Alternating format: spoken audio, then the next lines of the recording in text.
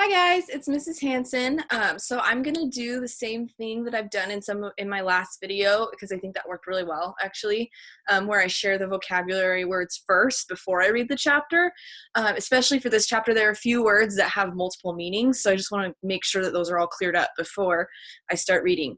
But this should go a little bit quicker because there's a lot less words this week. So the first word in the chapter is conviction, and there are a few different meanings of that word, but in this chapter it's used as a belief or opinion that is strongly held. So if someone has a conviction about something, it just means they really feel strongly about that.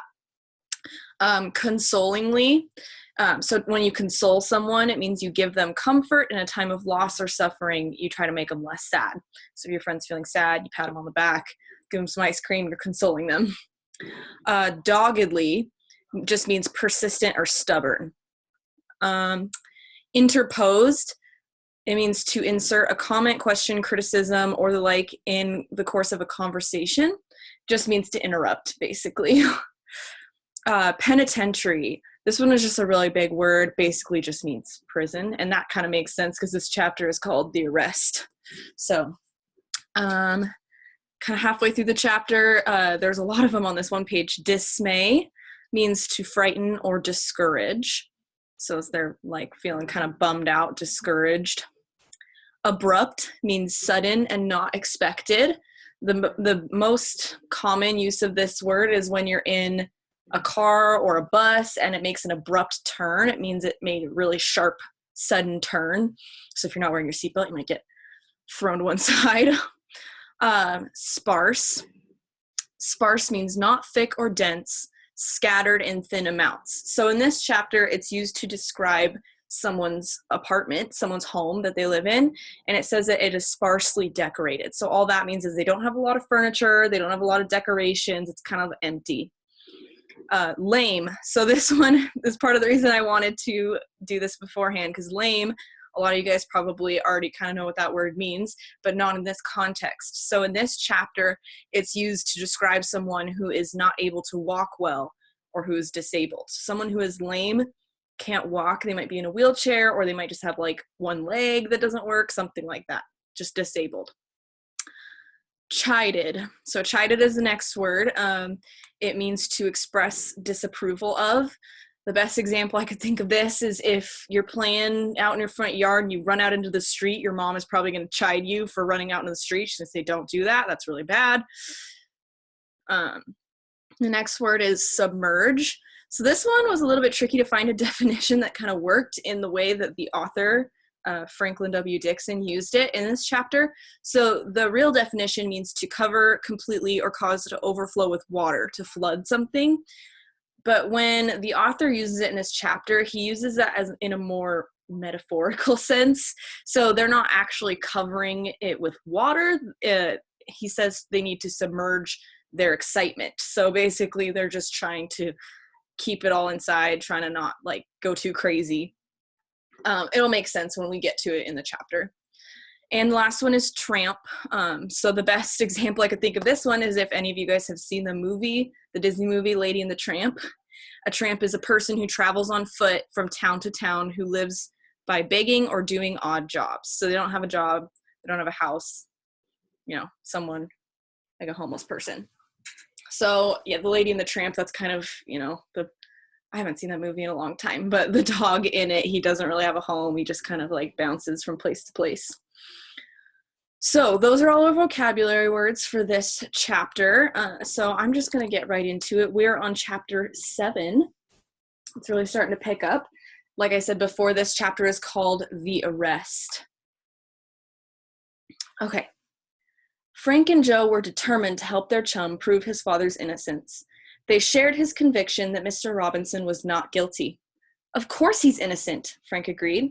He'll be able to clear himself all right, Slim. But things look pretty bad right now, the boy said. He was white-faced and shaken. Unless Mr. Hardy can catch the real thief, I'm afraid Dad will be blamed for the robbery. Everybody knows your father is honest, said Joe consolingly. He has been a faithful employee. Even Mr. Applegate will have to admit that. Which won't help him much if he can't clear himself of the charge. And Dad admits that he did know the combination of the safe, although of course he would never use it. He knew it? Repeated Joe, surprised. Dad learned the combination accidentally.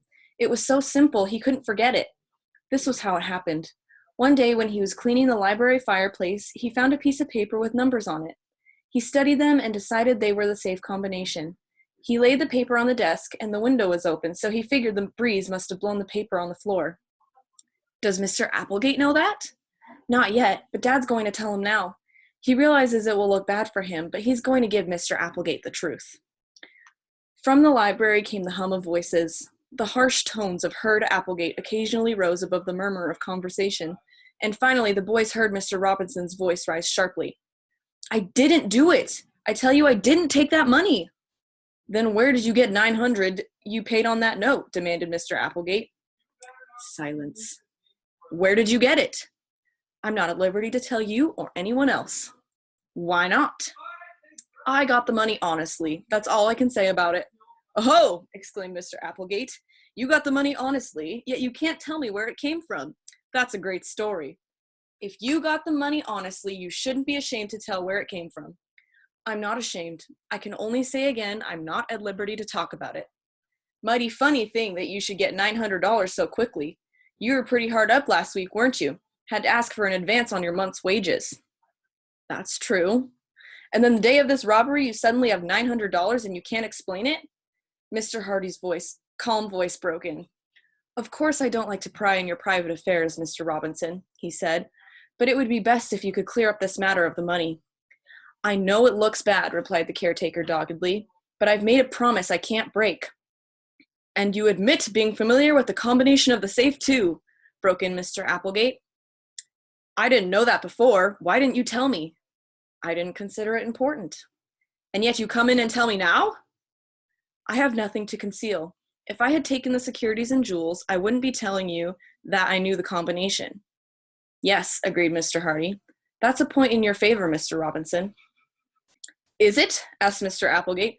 Robinson's just clever enough to think up a trick like that. He'd figure that by appearing to be honest, I'd believe he is honest and couldn't have committed this robbery. Very clever, but not clever enough. There's plenty of evidence right this minute to convict him, and I'm not going to delay any further. In a moment, Mr. Applegate's voice continued. Police station?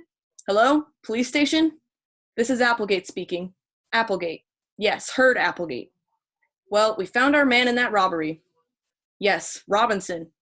You thought so too, huh? So did I, but I wasn't sure. He's practically convicted himself by his own story.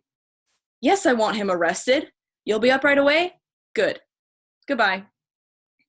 You're not going to have me arrested, Mr. Applegate, the caretaker cried out in alarm. Why not? You're the thief. It might have been better to wait a while, Mr. Hardy interposed, at least until there was more evidence. What more evidence do we need, Mr. Hardy? The owner of the Tower Mansion sneered. If Robinson wants to return the jewels and securities, I'll have the charge withdrawn, but that's all. I can't return them. I didn't take them, Mr. Robinson defended himself. You'll have plenty of time to think, Mr. Applegate declared.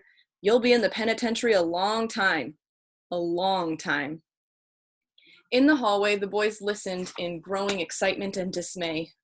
The case had taken an abrupt and tragic turn. Slim looked as though he might collapse under the strain. My dad's innocent, the boy muttered over and over again, clenching his fists. I know he is. They can't arrest him. He never stole anything in his life. Frank patted his friend on the shoulder. Brace up, pal, he advised. It looks discouraging just now, but I'm sure your father will be able to clear himself. I'll have to tell Mother, stammered Slim. This'll break her heart. And my sisters. Frank and Joe followed the boy down the hallway and along a corridor that led to the east wing of the mansion. There, in a neat but sparsely furnished apartment, they found Mrs. Robinson, a gentle, kind-faced woman who was lame. She was seated in a chair by the window, anxiously waiting. Her two daughters, Paula and Tessie, 12-year-old twins, were at her side, and all looked up in expectation as the boys came in. What's the news, son? Mrs. Robinson asked bravely, after she had greeted the Hardys. Bad, Mother. They're not arresting him, cried Paula, springing forward. Perry nodded wordlessly. But they can't, Tessie protested. Dad couldn't do anything like that. It's wrong. Frank, looking at Mr. Robinson, saw her suddenly slump over in a faint. He sprang forward and caught the woman in his arms as she was about to fall to the floor. "Mother!" cried Slim in terror, as Frank laid Mrs. Robinson on the couch. Then he said quickly to his sister, "Paula, bring the smelling salts and her special medicine." Perry explained that at times undue excitement caused an attack. "I shouldn't have told her about Dad," the boy chided himself. "She'll have to know sooner or later," Joe said kindly. In a moment, Paula returned with a bottle of smelling salts and medicine. The inhalant brought her mother back to consciousness, and Paula then gave Mrs. Robinson the medicine. In a few moments, the woman completely revived and apologized for having worried everyone. "I admit it was dreadful. It was a dreadful shock to think my husband has been arrested," she said. "But surely something can be done to prove his innocence." Instantly, Frank and Joe assured her they would do everything they could to find the real thief, because they too felt that Mr. Robinson was not guilty.